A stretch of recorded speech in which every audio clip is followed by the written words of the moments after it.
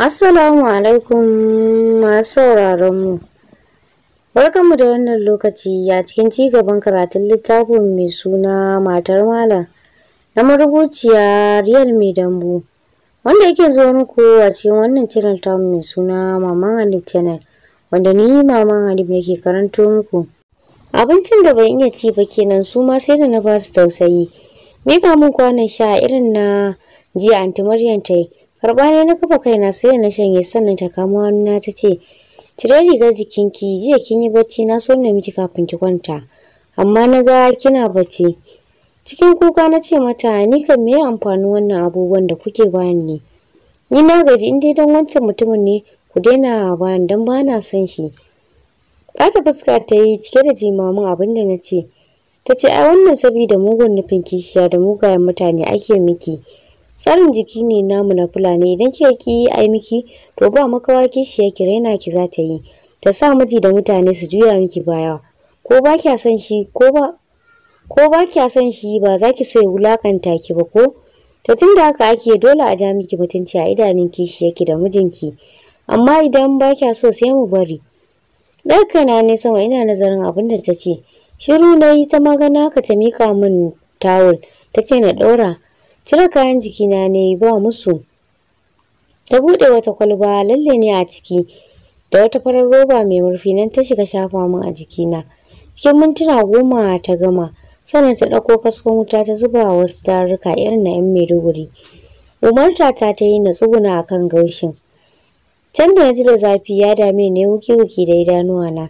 Na ce wallahi konewa zan yi. Zafin ya dame ni. Banza Aunty Maryam ta ma bar ɗakin zani ta ɗauko ta rufa min aiko na fasa mata ihu ina cewa zan mutu. Da sauri na ji ta shigo ta halin da nake ciki. Ɗaga ni ta yi daga rufar ta ce bar ta haka Maryam in ni ce ma sai ta san ciwon kanta zan nema mata wasu abubuwan. Yanzu bata san daraja abin da ake mata ba. Ku hanzarta don har an fita da kayanta waje ana sakawa a mota. Wani munafikin kuka na saki ina kunkuni. Abun mamaki lallan har ya bushe. Ta sakiya ta yi zuwa ban ɗaki ta murje min lalle sannan ta kwara min ɗanyen madarar shanu a jikina. Ta wanke ni tas. Tana gamawa ta zuba min rankwashi ta ce don ubanki da kuɗinki za ki zo kina neman wannan abin da na miki. Babu mijin da zai taɓa ki hakura. Amma kin zo sai wulakanci kike mini kina mana hayaniyar banza. Wallahi za ki ci ƙaniyarki duk ranar da kika ɗebo bulogarin kafarki zuwa gidana da sunan neman wani abun za ki gane ba ki da wayo. Rike kaina ne ina sosawa. Bakina na turo na ce ni dai na shiga uku. Daga fara bikin nan zuwa yanzu na ga ƙoƙarin ƙwaƙwalwata da bata tashi daga aiki ba saboda tsabar rankwashin da nake sha. Wanka ne da ruwan da ta bar min sannan na fito na samu kayan da zan saka. Dan na shafa mai a jikina sannan na ɗauki kayan na saka tsaf. Robar da Aunty Maryam ta bani na ɗauka ina lasa cike da jin daɗi. Saboda zaƙi har wani murgina kaina nake yi saboda daɗinsa. Aunty Zubaida ce ta shigo ta samu ina ta lasar zuwan nan. Talle min ƙeya ta yi sannan ta ce, "Allah ya kawo miki sauki cikin rayuwarki ke kam, sai gyaran Allah. Wace mu je baba yana kiran ki sakarya. Za ki faɗa musu ne idan cikinki ya fara ciwo saboda lasar wannan abun." Rufe robar ne na wuce ina ta turo baki. A tamfa super wasu ce a jikina amman ɗinkin riga da zani sai lafaya da aka ɗauko wanda ta yi kalar kayan. Amma hijab da ɗauka muka fita zuwa ɗakin shi. Dawo da ni ta ɗaura min lafayar sannan muka fita tare. Ta kai ni ɗakin ita kuma ta zo ta kwashe kayana ta miƙa su waje aka zuba su a mota. Tunda na shiga ɗakin kaina a sunkuye yake. Da addu'a ya buɗe bakin sannan ya ɗora da nasiha sosai. Suka yi min faɗa yana gama ina ji ta karɓa ita ma. Sai da ta kusan kashe min kunne da faɗanta da ni har gyangyaɗi ma na fara.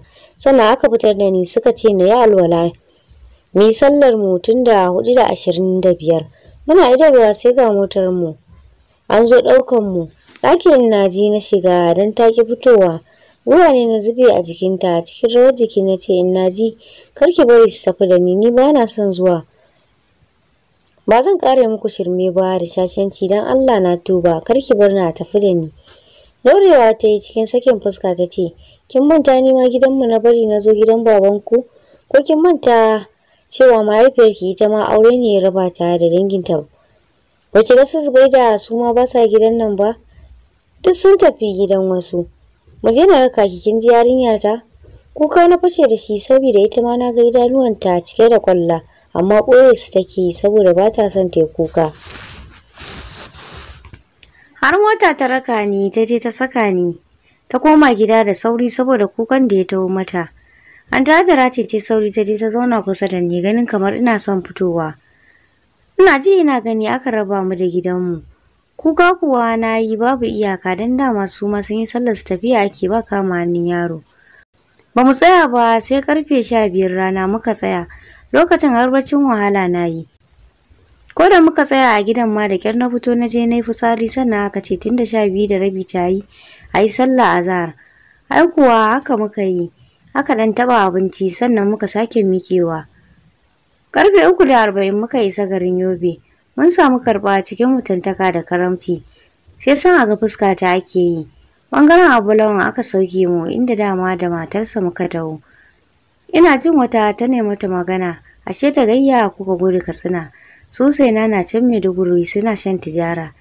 Dariya ta sannan ta ce, kin san dai yanda muke da Jamila wallahi ya kala na gani za ta ce na zo da mugun nufi akan zan damu kaina. Ba ki ga irin tarbar da aka yi mana ba a Katsina. Tare suka juya harshe zuwa barci. Ai kuwa mun sha yabo. Alwala muka gabatar da sallah sannan ta kwashi sa'anti da gwaggwanni na. Bangare uku ne na tsakiya nashi, na gefe na hagu da daman kuma na matan shi. Nuna musu tai sannan ta ce ina ganin ku zaɓi na hannun damar ya fi kusa da shi. Kuma ta cikin falonta zai shiga bangarenta. Kuma wannan shine dalilin da yasa muka yi sammakon zuwa.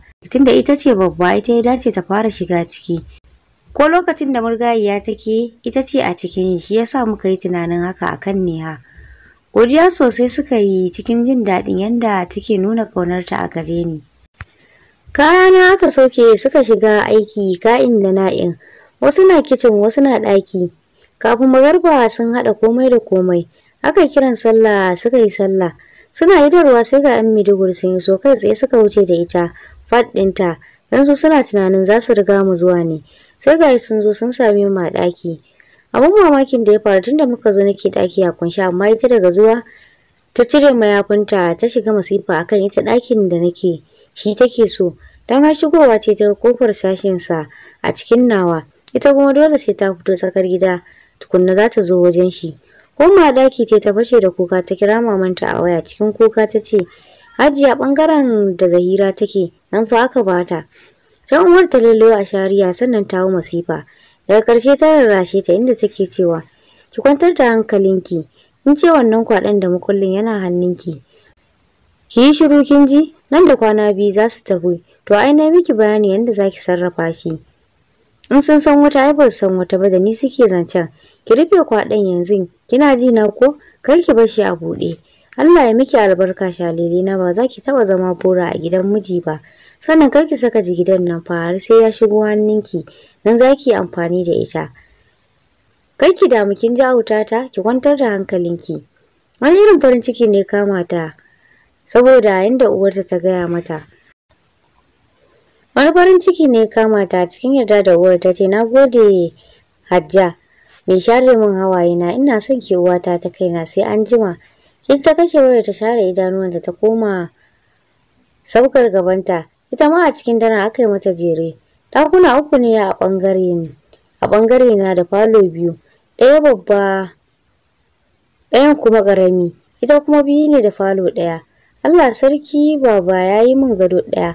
Ɗan kamfani haka ma kawuna ya yi min. Shi ma ɗan kamfani sai wanda Anna ta yi min shi. Kuma kafin ta mutu ta yi amma za ka iya rantsewa ɗan kamfani ne amma nan ne gida ne. A babban falo na aka jera kujerun babanmu. Karamin kuma aka jera na kawuna sosai suka kinsa min gurin. Komai yayi kyau. Kayan gara suka cire aka ware namu sannan suka kirawo Kaltun matar Abulawan. Nan suka shiga tambayar ta yadda ake abu.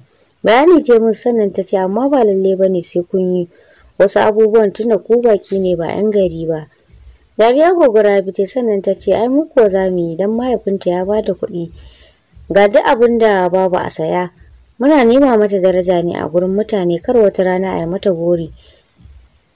Haka suka yi komai cikin al'ada kafin suka koma wajen abinci suka ci. Sannan suka yi sallah bayan sun idar Kaltum ta shigo ta ce idan kun gama ko za ku kai ta ɗakin umma ku gaisa ita ce mama mazajen namu. To insha Allah yanzu za mu yi magana bari mu kintsa kishiyar taki in ji anti Maryam kenan. Dariya ta rike haba ta ce wai ni Kaltum rufa min asiri da Malam Imamu kar ya fara tura min hular shi gaba dan ya ce min saura amaryar shi ta rami da aka kawo ta sashi na dan ya sanni da ruwa ya samu sabuwa ya manta da tsohuwar zuma. Dariya suka saka inda Antajira ta ce ai kuwa ke ce original ne ha ce fake. Cikin mutuntaka suka gama barkwancin su sannan ta koma bangaren ta inda ta je ta samu mijinta. Sai mita yake abinda Hajiya Kala ta yi musu akan sadaki. Tsaki ya ce shi ma Imamu da taurin kai ya ce ba zai biya sisin gwal ba don matar so ake biya wa sisin gwal matar tushe kuwa sai dai takardar kuɗi. Babu yanda ban yi da shi ba akan yabi yanda ta ce amma fir yake kashe kasa haka aka ɗaura auren a sadakin da ya bayar. Da ne masa magana ko murmushi ya mun kawai. Dariya take kamar cikin ta zai kulle. Ta ce ai Aisharsa da ya biya sisin gwal ai ta ci a biya ne hakan saboda koda bai biya ba wallahi ku masu yi wa iyayenta kara ne. Dan karfi iyayenta na da shi amma ka san me ya kara musu karfi mutuntaka da karamci. Da abin da muka yi musu ba mu biya su ba dan wallahi ta ci gwal har ma da diamond. Kai dadi mun ga hidima fa. Mutanen nan ya ci sai ya biya musu sama da sisin gwal dan sun karfe mu da hannu biyu kuma sun kyautata mana fiye da kima. Har na yi fatan da suna da wata 'yar da mun nema wa Fadil ɗinmu. Shigowa bangaren mu ta ce to ku fito mu raka ku. Jagora ce musa zuwa babban fadin umma. A hankali Anti Maryam ke rike da hannuna. Tangame mai falo ne wanda yake cike da kaya masu kyau. Gefe katon library ne cike da littattafan addini sai firma wanda suke dauke da sunayen Allah da Ayatul Kursi wadi da Yasin. Kujerun falon set biyu ne saboda girman falon ga TV wanda zai iya cewa tamkar a sinima ake saboda girmanta. A fuskar TV wa'azin Malam Ja'far ne wanda Sunna TV suka saka. Kowa ya nutsu yana sauraro. A raina na ce tab wallahi kuwa akwai drama dan ba zan iya irin wannan rayuwar ba. Ko da yaushe wa'azi wallahi ni dan ina jin nishadi zan sa. Wani uban kamshi ne ya doki hanci na ba za ka ce turaren wuta bane saboda kamshi mai rikitarwa ne. Ko ita kanta Anti Maryam da take auren dan Sudan sai da ta jinjina kamshin turaren dan manyan haɗi ne na musamman. Murmushi ta yi da ta tuna ni ma in naji ta yi min haɗin girma sai ta ji ƙwarin gwiwa. Allah sarki in naji ina kwance ɗazin na ji Antajira take cewa dukkan su ba su samu haɗin turaren da hura kamar yadda na samu ba. Ai gaskiya suna alfahari da samun uwa irin ta don kusan kayan kicin bibi temun hatta wuka set biyu temun bayan wanda dangin mahaifiyata suka yi min. Gaskiya ni 'yar gata ce. Dan har mashin ɗin wankin kaya sai da ta sai mini. Ga firji na guda biyu. Baba ya mini kawo ya mini ga ita. Abin da ya komai gwanin ban sha'awa. Jina an zaunar da ni saboda dogon tunanin da na shiga. A hankali na zauna cike da kunya. Rage ƙarar tibin aka yi sannan suka shiga gaisawa. Ina sanye da les ruwan golden sai babban mayafi na wanda ya dace da shigar. Kaina a sunkuye na ji muryarta tana cewa ta so ki zo nan kin ji Aishatu? Jikina ne ya shiga rawa haka Anti Zubaida ta miƙar da ni amma kamar mai karaya a kafafuwana. Na kasa miƙewa. Rarrafa ne na isa gare ta janyo ni ta sosai jikinta. Sai addu'a take zuba min. Abin da yasa na fashe da kuka kenan na sake narkewa a jikinta. Saboda lokaci guda na ji ƙaunar matar ya samu muhalli a zuciyata. Mutuntakarta ya ƙara min son ta fiye da kima. Tana gamawa cikin jin daɗi ta ce, bar kuka haka kan Falmata da Kaltum su samu abin tsokana. Dan ba Ummul Khairi bata fito ba, ai yau da kin sha zolaya. Dariya ta falon aka yi ita wacce aka kira da Falmata, ta karamar dariya ta ce ni babu ruwana akan ya ustaz zan fanshi. Dan ya zo ya biya ni kuɗin wayata da aka sace garin ɗauko amaryarsa. Ni yanzu bana ta wannan ɓauren da shi uban gayyan nake. Dariya aka yi nan dai suka taɓa barkwanci sannan Gwaggo Rabi tare da Inna Talatu. Gwaggo Lantana yayin babanmu sai Inna Talatu ita kuma yayar Innaji. Suka ce Hajiya ga yarinyar nan mun kawo muku cikin amincin Allah. Idan ta yi kuskure kar ku ji komai ku tsawatar mata dan nan ma gida ne. Hajiya Aisha yarinya ce karama sosai. Ni a tunanina bata cika 18 ba tana tsakanin 17 ne. Na Allah ku sa ta a hanya yanda za ta gane kanta yanda kuke ganin ta ba haka take ba. Yarinya ce ɗanya wata shiriri ta ce mata katutu. Dan Allah ga Aisha na mu dai za mu yi bisu da addu'a sauran kuma sai Allah ya gyara mana. Ƙanwar Umma mai suna Umma Kadi ita ce ta ce insha Allah Aisha ta zo gida da kafar dama domin ita ma yanzu ya ce a cikin gidan nan da yarda Allah kamar yadda kuka kawo ta insha Allah ba za ku yi da na sanin kata ba. Ta zo gidansu ne kuma idan ta fita daga cikin shi muna fatan babu inda za ta sai makwancinta. Da yarda Ubangiji ba za ku yi da na sani ba. Idan shiriri ta ce ai shi ma imamin aikinsa kenan yarinta. Kuma ba damuwa ga kaltuma nan da Falmata insha Allah ta shiga sawunsu za ta dina. Ba ku ga yanzu Falmata ita ma ta yi nata ba? Ai dukansu yarinta ce ke ɗawainiya da su. To masu sauraro, a nan zan dakata sai ku biyo mu a lokaci na gaba insha Allah. Ni ce taku kamar kullum Mama Halim nake cewa a yi saurare lafiya.